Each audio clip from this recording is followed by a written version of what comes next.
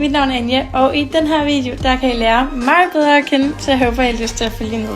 Det her, det er mig som lille, og jeg er født og opvokset på Langeland. Jeg er en pige med mega meget energi, og til tider måske snakker lidt meget, vil nogen mene.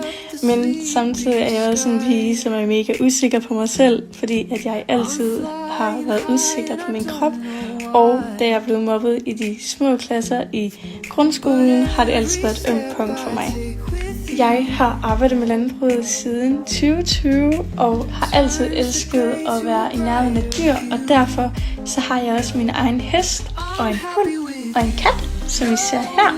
Men i sommeren 2025 i år bliver jeg nødt til at stoppe med at arbejde med landbruget, da det er, at jeg har en knæskade. Men med det sagt har jeg også gået på landbrugsskole, en der hedder Dalum, og det var et rigtig godt år, men også et år, hvor der var op- og nedture, fordi at jeg skældte mig lidt ud, fordi jeg gik rigtig meget op i mit helbred og min sundhed og trænede mega meget, men da det ikke var normen på en landbrugsskole, kom der nogle op- og nedture. Jeg er et kæmpe familiemenneske, og som I kan se her, så ser jeg noget af min familie, blandt andet mine søskende og mine nevøer og min far.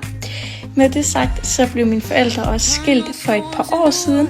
Jeg startede med at træne i 2020, da jeg følte mig meget utilpasset i min krop, og egentlig bare gerne ville være stærkere. Til dagligt, så er jeg personlig træner i mit eget personlige fitnesscoach-firma, og er træner i 4 centre, hvor jeg er holdtræning, og står for nogle daglige opgaver i fitnesscentrene.